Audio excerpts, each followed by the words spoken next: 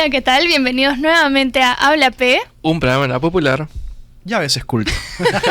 En esta edición especial, que lamentablemente no tenemos a Enrique, pero tenemos a una persona que ha vivido en carne propia el tema del que vamos a hablar hoy día. ¿Nicolás? Sí, no, yo no soy. No, sigue presentando conmigo, por favor. Claro, sí, no, a una este pequeña broma.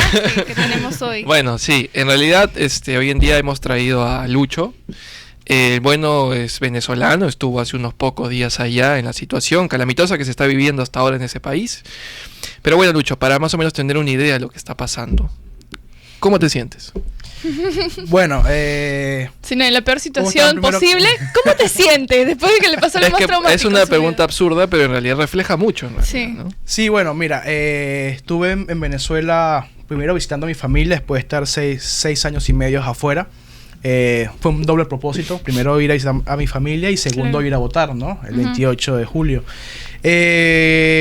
La sensación es un poco, se puede decir, agridulce. Ujú. Uno, porque bueno, vi a mi familia, todo aquello, pude votar, que era principalmente con uno de los motivos que iba a ir a Venezuela en esta fecha. Ujú. Pero sí, luego del 28 a las 12 de la noche fue como que o sea, no habría como que un sentimiento de explicación porque sabíamos, como periodista que estuve trabajando ese día también el 28 de julio, sabíamos que se habían ganado en todos los centros de votación. O sea, sabíamos Obvio. que Edmundo había arrasado a nivel nacional, pero cuando vemos el anuncio a través de la televisión de que había ganado supuestamente Nicolás Maduro Ujú. con el 51%, todos nos quedamos como que en un shock, ¿no? Obvio. Y pasó a nivel nacional porque horas antes veíamos cómo la gente estaba en las calles celebrando, con caravana, festejando, y de repente todo el país quedó en silencio, ¿no? Entonces ahí es el reflejo de lo que se vivió en esa fecha, ¿no? Un domingo de algarabía, de festejo, a pesar de todos los inconvenientes que hubo, ¿no? Durante el proceso de votación, pero la gente está decidida a votar, la gente está decidida Claro. por un cambio en Venezuela, pero bueno, lamentablemente sabemos el nivel de dictadura que se vive en Venezuela, del Sí. gobierno de Nicolás Maduro, y obviamente sabíamos teníamos esa visión de que posiblemente los resultados no fueran a ser aceptados. Además que sabemos que todo el poder estatal está copado, ¿no? Por el partido de gobierno que es el PSUV, y tanto el rector del CNE, el Tribunal Constitucional, todos están copados por el gobierno, ¿no? Entonces era algo como que se veía previsible, ¿no? Pero la esperanza de la gente de volver a revivir la política con María Corina Machado y con Edmundo González fue lo que volcó a la gente a votar, a pesar de saber que el CNE estaba totalmente vendido, ¿no? Sí, porque yo recuerdo que días antes... Uy, se me fue el micrófono. Sí, recuerdo que días antes yo veía en redes sociales que de todos los países del mundo la gente se estaba organizando con muchísima fuerza. O sea, no solamente en Venezuela de por sí, sino en todas partes del mundo. Estaban muy emocionados. O sea, realmente creían que iba a haber un cambio ahora porque se estaban organizando, ¿no? Pero para sorpresa de absolutamente todo el mundo, pudieron corromper estas elecciones también, y fue realmente devastador para todos, ¿no? Sí, fue muy fuerte, y creo que aún estamos pagando las consecuencias de eso, donde ya nuevamente se siente como que, a pesar de que todavía hay una esperanza de que se pueda lograr algo, porque es que todos los organismos internacionales definitivamente están Pasa que también Venezuela presionar. tiene muchos años de experiencia donde los organismos internacionales solamente están en pronunciamientos, llamados de atención, pero al final hacer una dictadura no se logra nada porque no Claro. acatan los mandamientos o las peticiones que hacen los otros estados, organismos internacionales. Además que también hay muchas críticas hacia la ONU, la OEA, la Corte Interamericana de Derechos Humanos, porque recordemos que también Nicolás Maduro tiene abierto un expediente en la CIDH por todas las violaciones de derechos humanos que han estado ocurriendo desde el 2014, ¿no? Entonces creo que el tema internamente para el venezolano no es tan importante, porque ya tenemos como que una historia detrás donde los organismos internacionales no hacen nada o no logran concretar nada con el gobierno de Nicolás Maduro. Uh-huh. Y antes de seguir con el tema político y militar, me gustaría mucho saber un poco más de la parte humana. O sea, tú llegaste, para ponerlo más que todo en proceso y al mismo tiempo diagramar un poco lo que puede sentir la población venezolana en sí, ¿no? Tú llegaste al aeropuerto, fuiste, ¿verdad? Llegaste al aeropuerto, ¿no? Sí, O sea, sí. llegaste y tú viste qué cara, qué sensaciones te dio la gente, cómo fue también el recibimiento de la parte de las autoridades, cosa que es importante saber siempre, ¿no? Ya mira, algo que hay que destacar, que fue lo que se vio también ese 28 de julio, es que desde hace 2 semanas previas a las elecciones, los vuelos que estaban llegando a Venezuela estaban full de gente. O sea, estaban totalmente copados. Y era porque mucha gente, que hay que recordar que son casi 8 millones de venezolanos que estamos fuera de nuestro país a nivel mundial, estaban retornando a Venezuela para poder ejercer su derecho al voto, visitar a su familia, y con esa esperanza de muchos de poder quedarse nuevamente, regresar a su país.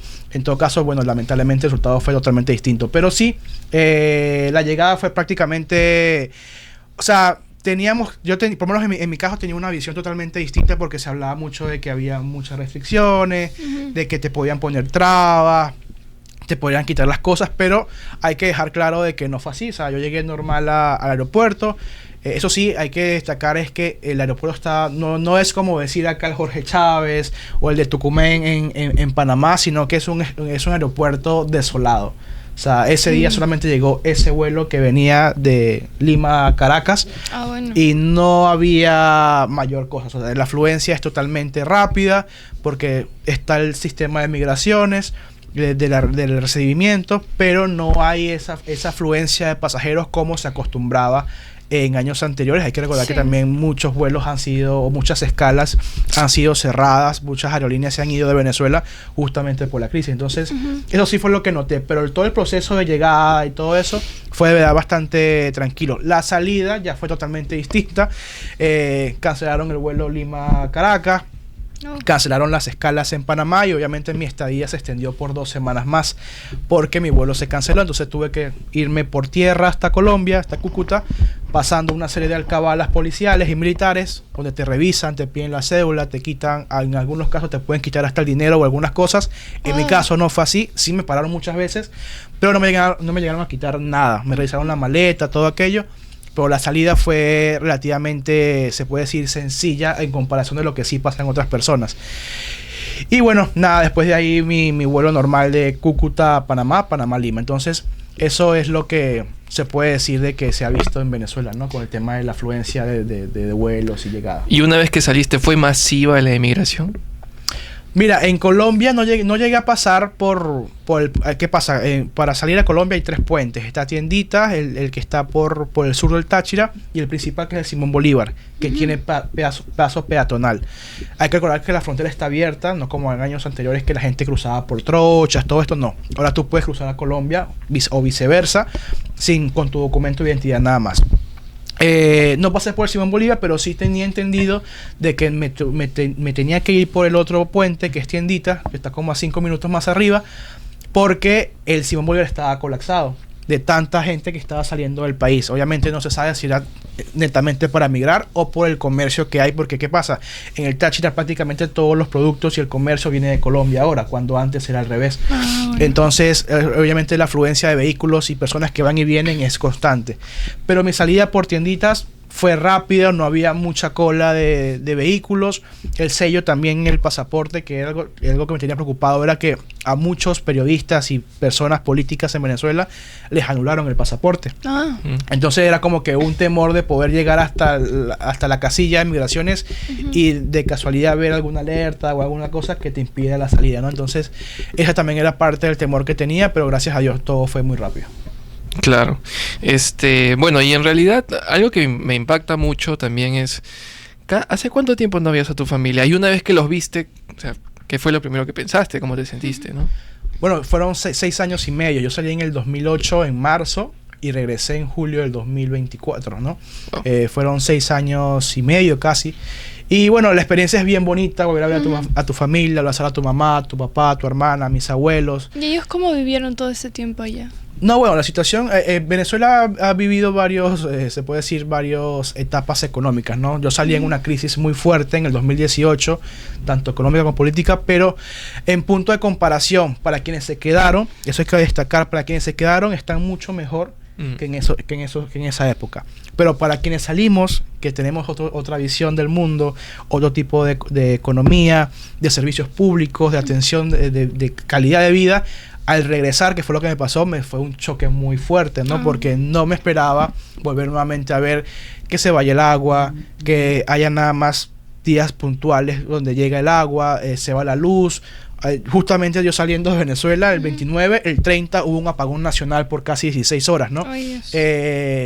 El tema del dinero, o sea, hay mucha paridad entre el dólar, el bolívar, todo es muy cambiante, entonces eso es lo que me chocó bastante al regresar, ¿no? A pesar de toda la emoción de ver a mi familia, amigos, conocidos, pero el día a día que se vive en Venezuela, quienes estamos ya afuera por varios años, nos pega un poco. A diferencia de que obviamente ya está allá, le va mucho mejor porque en comparación al 2016, 2017, 2018, Venezuela ha cambiado radicalmente. Cambiante y totalmente fluctuante, ¿no? La situación en general, y ya estamos hablando en segunda parte, ya por un tema de tiempo, pero sí, es interesante también ahora ver qué va a pasar, teniendo en cuenta que Corina Machado se ha quedado y el Mundo González se ha tenido que refugiar en España, pues, ¿no? Bueno, vamos a pasar a una segunda parte.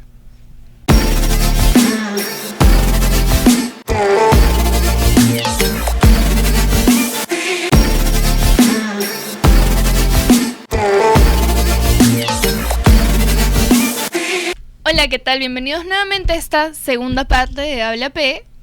Y ahora vamos a tocar un poco más cómo ha afectado esta situación a la economía en sí, ¿no? ¿Tú crees que realmente ha habido un cambio? Bueno, tú dices que obviamente los servicios no son igual que antes, están un poco mejor, pero a comparación del resto del mundo, la diferencia es súper notoria, ¿no? No es normal tener agua un día, no tener agua un día, tener luz un día, que te lo corten de un momento para otro, pero ha mejorado de todas formas.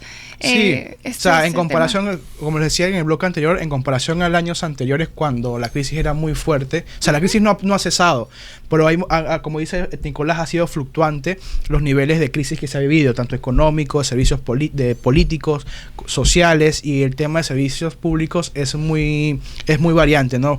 Puedes haber meses donde no se te vaya la luz en un día, pero puede haber como hace el 30 que hubo un apagón nacional de 16 horas. Entonces son cosas que tú estás así como que a la expectativa de que si se va a ir la luz hoy, si llega el agua hoy, o si me llega el agua lunes, miércoles y viernes. Entonces tengo que adaptar mi rutina justamente a eso, porque el que está acostumbrado ya a vivir afuera sabe de que tiene agua todos los días, de que tiene luz todos los días, o si casualidad se va a ir la luz por un tema de reparación, hay una comunicación, ¿no?, de la municipalidad o de la empresa de energía que brinda el servicio para que la gente esté pendiente de eso. Entonces, eso en Venezuela no existe, esa formalidad o esa forma regular, ¿no?, de que deben prestarse los servicios. Claro, porque sigue siendo en el peor de los casos un capitalismo de Estado, donde el Estado tiene los medios de producción. Tiene todo comprado, sí, efectivamente. Todo depende del Estado, pero el Estado no tiene culpa de nada. Eso es lo que pasa en el chavismo, ¿no? O sea, todo está regulado por el Estado, todo está copado por el Estado, todo pasa por las manos del Estado, pero todo lo malo que pasa en Venezuela no es culpa del Estado. Ahora, este crecimiento que ha tenido económico, como tú bien mencionas, va a ser temporal también, ¿no? Porque claro, ahora se pueden haber, digamos, aflojado las sanciones norteamericanas, pero ahora con este tipo de ya abusos que existen de parte del poder y encima el Mundo González ha tenido que básicamente refugiar en otro país. Entonces me imagino que Estados Unidos va a tomar también el toro por las astas y va a querer otra vez restringir ciertas facilidades que le había dado al gobierno. Sí, bueno, mira, prácticamente la campaña de Maduro durante previo a las elecciones fue el tema de las sanciones. O sea, él culpaba a todo lo que pasaba en Venezuela, culpa de las sanciones. Sin embargo, las sanciones son del 2017 para acá. O sea, antes del 2017 la crisis estaba totalmente peor que no, antes que llegaran las sanciones. Y muchas de las sanciones son personales. O sea, incluso hace la semana pasada hubo un nuevo pronunciamiento por parte de Estados Unidos donde retomaban nuevamente sanciones a personas que estuvieron vinculadas con el fraude electoral. Esto directamente con la presidenta del Tribunal de Suprema Justicia, contra miembros del Consejo Nacional Electoral y toda esa entramado de personas o encargados de organismos del Estado que colaboraron o se prestaron para convalidar el fraude que hizo Nicolás Maduro en las elecciones del 28 de julio. Entonces, las sanciones son personales en este caso. Ciertamente han habido sanciones con el tema de prohibición de venta de petróleo, que ya fueron regularizadas. Incluso prácticamente a Venezuela o a Maduro no le sería factible tener ahorita una nueva pelea con Estados Unidos o con España, que ya tenemos nuevamente los roces, porque todo el tema petrolero que se ha reactivado es gracias a ese levantamiento de sanciones tanto de la Unión Europea como de los Estados Unidos. Entonces, se puede decir que esa sería la espada y la pared en que se encuentra el gobierno de Venezuela, de si se lanza una pelea diplomática con Estados Unidos o con la Unión Europea, o si continúa con los procesos de levantamiento de sanciones. Entonces, eso es lo complicado. Claro, ¿y cómo ven ustedes? Algo también me parece sumamente interesante. Los apoyos que recibe Maduro de parte de algunos gobiernos, como el de Petro, como el de Bolivia, como el de Irán, que de hecho tiene ahorita numerosas conexiones en Latinoamérica. O sea, ¿qué tan preocupante es de por sí para la sociedad venezolana, ¿no? En realidad, como les comentaba, el venezolano ya está acostumbrado a no hacer caso a la comunidad internacional, porque bueno, ciertamente Maduro recibe apoyos de Irán, de Cuba, de Nicaragua. De Petro está como que medio ambiguo, porque Petro ha sido, junto con Lula y López Obrador en México, han sido como que los tres gobiernos o presidentes que han estado como que tratando de mediar para que el gobierno muestre las actas de las supuestas elecciones que ganaron, a diferencia de que la oposición pudo recabar sus actas y están mostradas ahorita en una página web. Que pues es pública. Página web que sale que el 70% es de Maduro todavía, ¿no? No, eso es el CNE. Eso es el CNE, que es el Consejo Nacional Electoral. Aún no publica las actas, no publica resultados. La página sigue supuestamente caída por un ataque cibernético, que esa es la excusa que ellos dieron. Sin embargo, la oposición, en este caso María Corina Machado con Edmundo González, lograron recabar todas las actas con todos los testigos que estaban en todos los centros de votación. Y esas actas fueron subidas, las que se lograron recuperar porque hubo muchos problemas en las votaciones. Están en una página que se llama Resultados Venezuela, bzla.com creo. Y ahí ya hay más del 80% de las actas que se han recuperado, y abiertamente gana Edmundo González con 7.303.580 votos. Entonces, creo que eso es a una diferencia casi de 4 millones contra Maduro. Entonces, creo que eso es lo que también le dolió mucho al gobierno, es que obviamente para lograr tener esa cifra, es que mucha gente, el que estuvo por muchos años con el chavismo, se volteó. Incluso se puede evidenciar como las poblaciones populares o los barrios de Venezuela mostraban un abierto apoyo hacia Edmundo González Urrutia, en este caso también a María Corina Machado, que era la que llevaba a la cabeza la candidatura, porque hay que recordar que la candidata presidencial inicial era María Corina Machado, y luego con el tema de su inhabilitación y su persecución quedó afuera de la contienda electoral, y es cuando Edmundo González asume la responsabilidad por ser, en este caso, en ese momento, el presidente del partido Mesa de Unidad Democrática, que es el que acopla a todos los partidos de oposición que en su momento, en el 2015, ganaron la mayoría, la Asamblea Nacional, que es el Congreso, y bueno, que luego fue arrebatado, ¿no? Claro, bueno, y en realidad también algo que me parece sumamente interesante también es que, por ejemplo, hay algunos politólogos que dicen que en Venezuela no se aplica algo que en Ucrania se aplicó en su momento, que fue el Euromaidán. ¿Okay? Que fueron básicamente grupos de poblaciones paramilitares que se armaron para destruir un gobierno dictador que era prorruso en su momento. ¿Por qué es tan difícil que Venezuela se organice de esa forma para poder destronar a un dictador que básicamente va a estar estancado en el poder, a no ser que salga por la fuerza? Y es muy improbable también que salgan países o que intervengan militarmente países en Venezuela, porque claro, ahí ya se forma totalmente un desorden, digamos, geopolítico y democrático, que ningún país va a correr el riesgo de someterse. Entonces, en ese sentido, ¿qué necesita Venezuela para hacer eso? Mira, es complicado porque, bueno, hay que recordar que Venezuela ha vivido 3 momentos, ¿no? Desde que llegó, o desde que murió Chávez, ¿no? De que han vivido 3 momentos muy fuertes de protestas. Uno fue en el 2014, tuvimos más de cientos de muertos, tuvimos en esa época, y el tema es que el poder del Estado, la fuerza del Estado, que son los militares y la policía, es muy fuerte. O sea, ellos van, ahí no hay derechos humanos, ahí no hay nada, porque obviamente, como les comentaba, todo el Estado está copado por el partido de gobierno. O sea, todo aquel que incumpla la ley o que viole algún derecho humano está avalado por el Estado. Tenemos centros de torturas y todo aquello. Entonces, creo que eso no se da es por eso, porque la fuerza del Estado es muy implacable contra la población. La población no tiene la capacidad de tener armas, no tiene la capacidad de armar una especie de grupo armado o de resistencia armada, porque no hay la capacidad, porque obviamente también existe la fuerza del Estado que van a reprimir fuertemente eso, y es lo que pasó también en el 2017. En 2017 hubo también una masiva cantidad de protestas a nivel nacional, donde también tuvimos cientos de muertos, cientos de detenidos. Entonces, el venezolano se ha organizado en esas 3 oportunidades, y ahorita la última fue en este mes de agosto, donde después de las elecciones la gente salió masivamente a rechazar esos resultados que anunció el gobierno, pero enseguida fueron reprimidos. Tuvimos más de 1.800 detenidos, 24 muertos en solamente 2 días de protestas. Entonces, imagínate lo que podría pasar si de verdad existe un movimiento de esa magnitud, donde el gobierno, obviamente, ¿qué pasa? El gobierno también tiene un nivel de sistema de inteligencia muy fuerte. Entonces, esto es lo que ha pasado. Esos pequeños momentos donde ha habido algún tipo de intervención o ha habido algún intento militar o táctico de atacar o de sacar al gobierno de Maduro, el gobierno siempre tiene como que un paso adelante, ¿no? Hay que recordar que el gobierno de Nicolás Maduro tiene el apoyo de Cuba, de Rusia, que son las principales potencias en temas de inteligencia. Entonces, el entramado o todo el poderío interno que tiene el gobierno o el régimen de Nicolás Maduro es muy fuerte. Entonces, por eso es que no se genera un movimiento de esa magnitud como el Euromaidán, pero sí no hay que negarlo, que las protestas han sido muy masivas.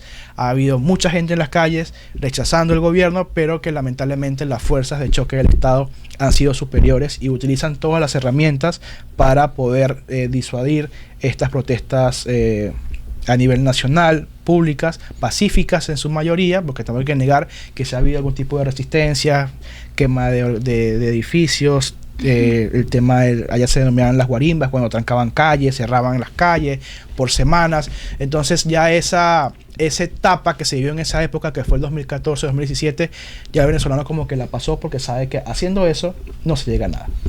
Claro, bueno, la situación de por sí es calamitosa y preocupante, pero siempre hay un sentimiento de esperanza de por medio, ¿no? Me imagino que ustedes no la van a perder. Sí, a pesar de todo se sigue esperando. Tenemos hasta el 10 de enero, que se supone que es cuando Edmundo González, quien ganó por mayoría, debería asumir la presidencia. Eso también es algo que tener en cuenta. Maduro sigue siendo presidente, eso lo tenemos claro hasta el 10 de enero, pero que se supone que ahorita todas las fuerzas de negociación y de presión que deben haber a nivel mundial con el tema de Venezuela deben estar ahorita alineadas a que el 10 de enero surja, ¿no?, algún tipo de esperanza o de último movimiento que permita que Edmundo González Urrutia pueda asumir la presidencia. En caso de que no se logre, creo que vienen 6 años más para Venezuela, o ya sería un letardo eterno del chavismo en el gobierno, porque creo que si eso no se logra hasta el 10 de enero, ahí sí el venezolano perdería totalmente la esperanza de que haya un cambio. Bueno, lo que sí puedo decir es que nada es eterno y esperemos que esto tampoco. Así que ya por un tema de tiempo vamos a ir terminando. No sé si quieres agregar algo, Flavia, para Bueno, yo creo que simplemente darle nuestro apoyo como sea posible y darle luz, ¿no?, a todo lo que está pasando. Principalmente no olvidar lo que está pasando constantemente, así sea solo en redes sociales, porque se olvida cuando la gente deja de hablar de eso. Pero mientras nosotros sigamos hablando de eso y estemos conscientes de que la situación allá es grave y tiene que ser cambiada, sea por el medio que sea, pues va a haber una esperanza, ¿no? Así es. Bueno, chicos, gracias por la invitación. Estamos a ti. Ahora primera vez estoy frente a cámara, después regreso atrás. Él es Lucho. Vamos a seguir apoyando. Gracias a todos. Nos vemos en el próximo episodio.